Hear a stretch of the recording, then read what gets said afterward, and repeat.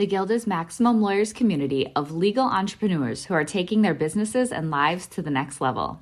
As a Guild member, you'll build relationships, be held accountable, and learn strategies specifically designed to get you unstuck and accelerate your plan for growth. Members are also granted exclusive access to masterminds hosted around the country. Our next event is coming up, and we're heading to Scottsdale, Arizona. There's something truly magical about the power of these in-person connections where real-time breakthroughs happen. Picture this. You're surrounded by like-minded law firm owners tackling your business and mindset challenges together. The energy is electric, the insights are transformative, and the results are game-changing. Investing in yourself is the best decision you'll ever make. The knowledge, strategies, and breakthroughs you'll gain are priceless assets that will supercharge your practice and propel you forward. Join the Guild and secure your ticket to Scottsdale at the best possible price by visiting MaxLawEvents.com. In today's episode, we're sharing a presentation from MaxLawCon 2022. Keep listening to hear Regina Edwards as we share her talk, creating a virtual system that runs like clockwork without you. You can also head to the Maximum Lawyer YouTube channel to watch the full video. Now to the episode. Run your law firm the right way. This is the Maximum Lawyer Podcast. Your hosts, Jim Hacking and Tyson Mutrux. Let's partner up and maximize your firm. Welcome to the show. Good afternoon, everybody. One thing that I want to say before getting started is I wanted to piggyback off of something that Tyson said earlier, where it's all in the execution. So how many people have heard of the warship Vasa? Anybody? Yeah, no. So it was the most magnificent warship ever built, but you've never heard of it, and this is why. So it was built over between 1626 and 1628. So over 2 years, the King of Sweden had all of these crazy requests, decided to put double the amount of cannons on the front of the ship, and then encase them in bronze. So I'm not an engineer, but I know that if you put really heavy stuff on the front of a ship, it usually doesn't work out. So on the maiden voyage, he invited all his friends from all over the world, which is not easy to do in 1628, by the way. Sends it off on this glorious first mission, and it sunk like 12 minutes later. And unfortunately, it killed 30 people. So it's in the execution. So you can have the most brilliant idea in the world. You can spend 2 years planning it. If you don't execute it, it's not going to go well for you. So this is me. Oh, this is how clients picture me. This is what is actually happening behind the scenes. So I have a Facebook group called Lawyer on the Beach, and I started in 2019. And the point of it was I was virtual lawyering and kind of giving advice about tech tools and everything. And it kind of got really popular when COVID hit and people realized, oh, crap, now I have to virtual lawyer. So why should you listen to me? Maybe you should, maybe you shouldn't, but this is why I think you should. I've always been into tech and building systems. It's kind of my thing. I'm a little bit of a geek about it. I created my own practice management system. I use Monday.com, which is really in the project management space, but I converted it for my own use. I've been paperless for a really long time before it was commonplace. I did live in Arizona for 3 years and kept running my Georgia practice.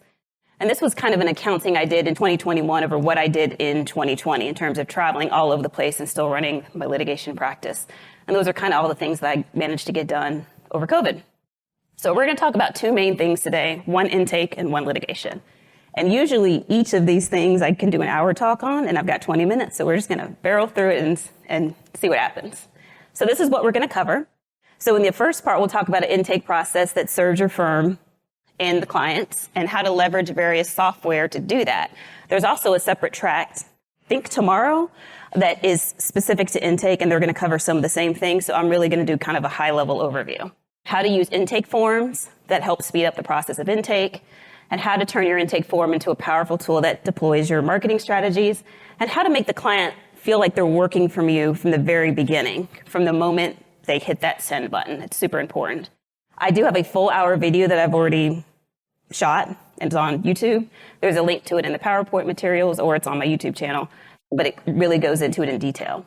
So figure out what your client avatar is. I am super specific at this point. Family law, I really only want to do divorces. I really only want to do high asset divorces. And I only want clients who have reasonable expectations. You can find a way to build that into your process. I ask questions like, what are you looking for from this process? And you would be surprised at some of the answers I get. Sometimes it's my wife's lived with my cousin, so I don't want to pay her any child support, and I want her thrown into the fire of Mount Doom.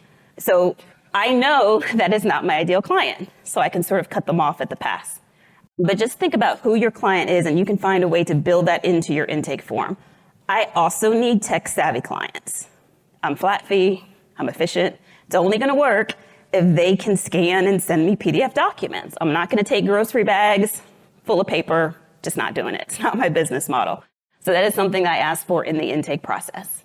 Make sure that you're documenting your processes, you're delegating, you get your team to kind of weigh in on those steps as well, and also develop your script and your workflows. And make sure you test at every single level. So this is just an example funnel to get from unqualified leads all the way to retained clients. Cold leads, usually you're not going to have that good of a close rate on. Qualified leads, you should have a better close rate on, but they should still go into the same funnel, which is your intake system, so they get the automatic workflows and steps that you've set up.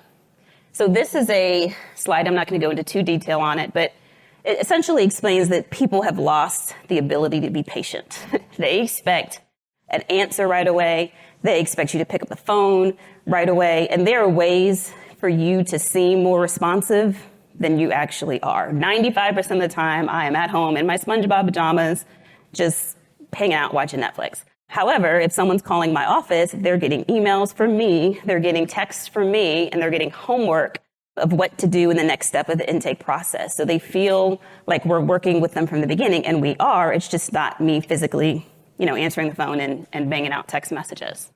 This is a slide that you really can spend some time on going on over later, but really the point of it is, if you're spending money on marketing and you don't have a decent system in place to capture those leads and respond to them right away, you're just throwing the money in the toilet. So if you are spending money on marketing and you don't have these systems in place, just give me the money, because you might as well, because it's not the best use of your funds. So in terms of intake, you can use your software to streamline these things. So this is a list of what I have used and what some people are using. A lot of people use Clio Grow. I'm using Lawmatics. All of these systems have CRMs, and CRM is just customer relations management. So it really can do anything that you want it to from the beginning in terms of receiving the calls. You can screen them out fairly easily. You can send contracts right away. All of it can be done very quickly with automations that you set up that you're not really actively doing. Shareable forms are really important because they're accessed by a web link. I personally give mine to my answering service, and the answering service fills it out as if they are the client. So that's the main key. The information gets in the CRM right away, because as soon as it gets in the CRM, it can be deployed in a million different ways, and we'll talk about that coming up. So these are ideas for a script. My script is also, it's in the link. It's also on my page and on my channel, so there's a million ways to find it, but it's very long. Sort of shows you the specificity that I use to my intake people to kind of cull things down for me. For example, I don't accept cases when DFACS is involved. And DFACS is the Department of Family and Children's Services in Georgia. Some states, they call it CPS. I just don't do it. So those people are kind of cut off at the pass, so we're not using my firm's resources to kind of try to, as gently as we can, decline those people. So you can sort of build into your script and really kind of hone in on the client that you want and educate your answering service to save you time. So this just kind of goes through my entire script, my practice areas, all of that. So my answering service is educated on what it is that I do. It helps me because I'm not getting 50 calls a day versus the 30 that I'm actually getting that I have to triage. It just makes it easier for me. So this is my web forms. I've got two. The one on the left is the shorter. The one on the right is the longer. So you can see that I put in here things that are important to me. For example, how do you plan to pay? I feel like this is a really important question that people don't ask at the beginning. Obviously, if you're PI or some contingency firm, that's not going to apply to you. In family law, it 100% applies to me. I need to know how you plan to pay me my fees. And it's a question that I think that should be asked in the beginning, so you're not setting yourself up for a disappointing conversation later on. And then I also put, in order to provide fair, flat fees, we're a paperless firm. You have to be comfortable with email. You have to be comfortable with scanning in order to become a client. And there are some people that say, yeah, I'm not really feeling that. And that's fine. There's attorneys that can service them. Fortunately, that's just not me.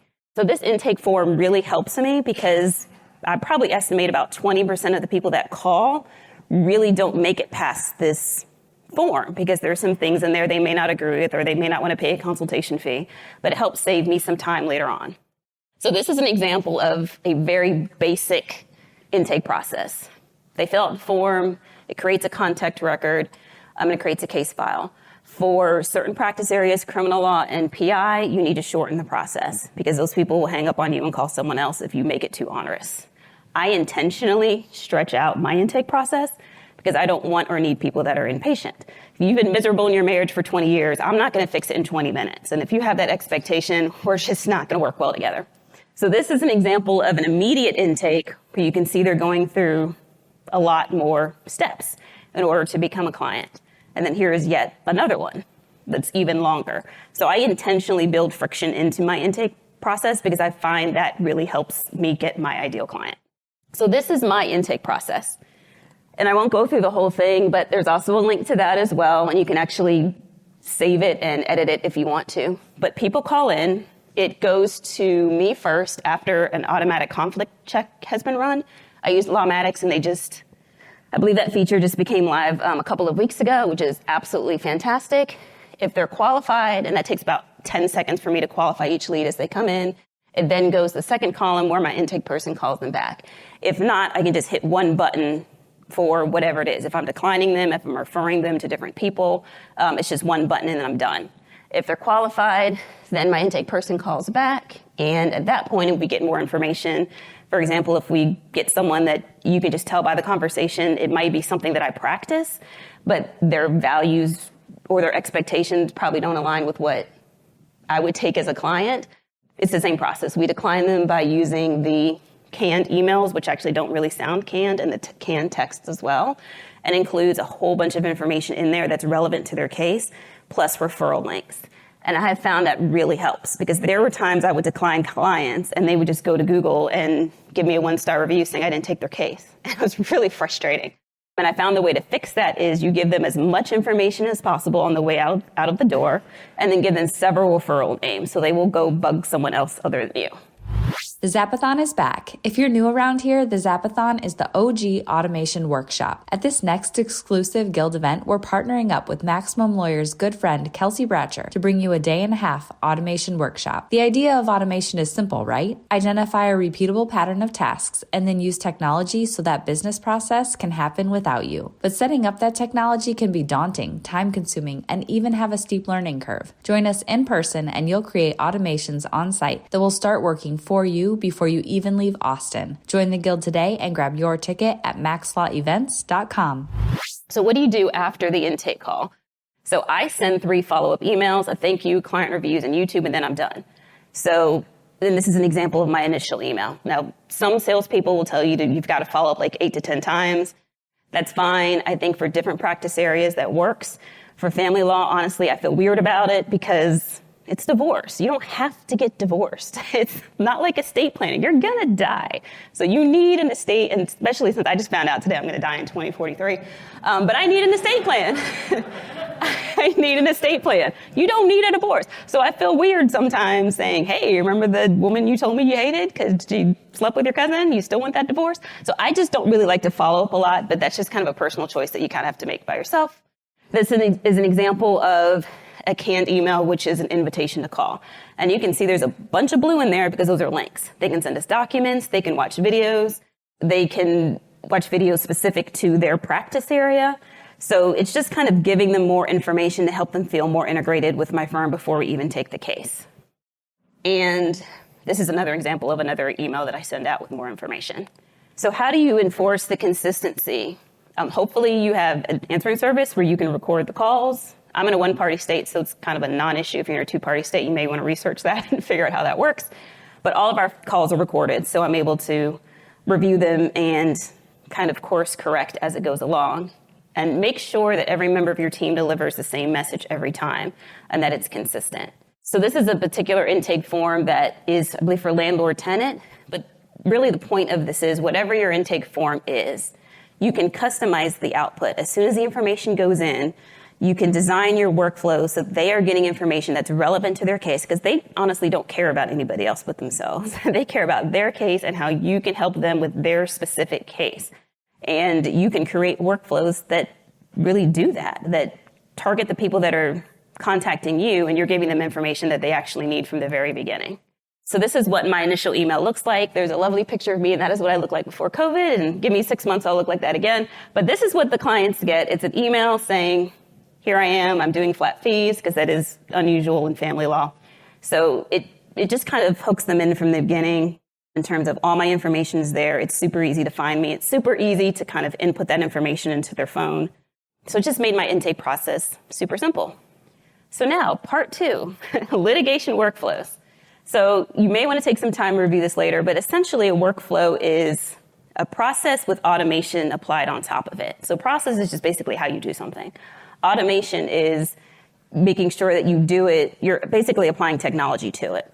So if you're finding yourself doing something manually more than once or repetitive tasks, there probably is going to be a way to automate it. And you just have to figure out what software you can apply to make that work. If you're already using a software, probably can do what you want it to do. If you're not using anything, then there's a whole host of options, and someone's doing a talk about tomorrow how to pick the best software, but essentially you're just applying technology to the workflow. So what is a workflow? It's really just a checklist with automations. So there's several ways for them to work. For me, I prefer task lists, where it's just kind of, I just tick off the tasks that I have to do as I go along. Some people prefer it to be much more complex in terms of, if you've got a mediation coming up, you hit mediation coming up, and then all of these dates deploy. 5 days before mediation, maybe someone's filling out a financial affidavit. 3 days, an email reminder is going out to the client. It's really, there's just no limit to the amount of tasks that you can assign to a workflow. But you do have to make sure that someone is delegated to take care of those tasks. Otherwise, they're going to sit out there and just not get done. So if you want more information on those, these are videos that you can look at. Most of the major practice management systems have videos online already. Could not find one for Smokeball, but I know they have workflows because I've used Smokeball. So it'll help you deep dive and specifically for your system, figure out how to set up those workflows. So this answers the question, what can you automate? And really the answer is almost anything. Tasks, emails, appointments, forms, documents, almost anything that you find yourself doing repetitively, you can apply a workflow to it and you can automate it. So you start by mapping the process, figuring out who's going to do each step, who's responsible for each step, detailing each step, and searching for bottlenecks and other slowdowns, analyzing your data, and creating a plan for improvement, and then making sure you're getting input from your team as well. Super helpful, because if you set up a workflow that is so onerous and obnoxious that your people don't want to do it, they're not going to do it. So make sure you get input from your team, since they are the ones that are going to have to deploy it. So this is an example of how I do my workflows. This is a checklist for a temporary hearing. These are all the tasks that I have to get done before a temporary hearing. And usually about 7 days before, I just go through and make sure all of these are done. So my staff is responsible for making sure these are done. So by the time I get the task list, it's usually just me reviewing the documents that they've already drafted. But, attorneys, we just love to think that we're super smart and we're reinventing the wheel every single time. And most times we're not. Most times we're applying the same process to different facts. And yes, there's going to be some kind of tributaries and offshoots, but in general, you're going to be following the same process every single time. And if you have this process in place, your clients are going to get consistently good results. So this is an example of my trial prep. As you can see, it's pretty extensive. And honestly, it doesn't even really matter what it says. This is just my process and my tasks that I have to get done for trial. And because I use Monday, it's super customizable. So I can put in that blank column, who is responsible for what. So at a glance, it's super easy for me to determine the next step in the process, who's responsible for it, and what the next one is coming up. This is behind the hood of what my automations are. So for example, if a date has come and a deadline is coming up, it's automatically going to notify the person responsible. And that's one benefit to Monday.com, is that it's super customizable. All the other practice managers do workflows. I just found this program to be a little easier to work with. Here's another example of what I do. This is my exhibit list.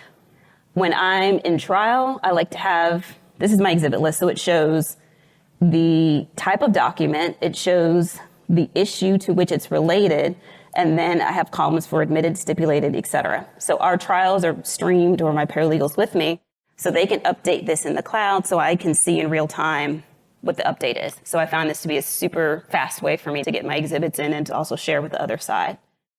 This is just another example of a workflow that I have with my payments. I use LawPay. LawPay goes to my email, which goes directly into this form. So I don't have to do anything other than total up the amount. So this is, because it's Monday.com, it's like a kind of souped up Excel spreadsheet. So it can create KPIs like this based on the data that was automatically entered. I don't do anything to create this. So I can instantly see where the majority of my payments are coming from, the category of the cases, etc. So the last thing I'll talk about is my discovery workflow, and I only have a few seconds to do that. So this is just kind of a chart that shows where I am in the discovery process. So it's a lot easier, I think, to put all of my cases on one sheet so I can sort of see where the bottleneck is. But it definitely shows me the status, when things are due. It automatically updates on my calendar. These are the automations that I have behind it. So it is automated. So when discovery comes in, there's going to be a reminder sent to the paralegal. There's going to be a reminder sent to the client. The deadline is going to be set to the client 33 days from the date that it's received, because that's our statutory deadline. So all of these things are built in where we really don't have to think about it. I have a lot more to say about this topic, but I don't have time today. So I have actual longer videos, and they're on my YouTube channel as well, where I talk about the tasks and delegation, and then also where I talk about the workflows as well. So if you have the time, they're about 15 minutes each, where I kind of discuss what I just did, just a lot slower. Well, that's my time, and thank you guys so much. Thanks for listening to the Maximum Lawyer Podcast. To stay in contact with your host and to access more content, go to MaximumLawyer.com. Have a great week and catch you next time.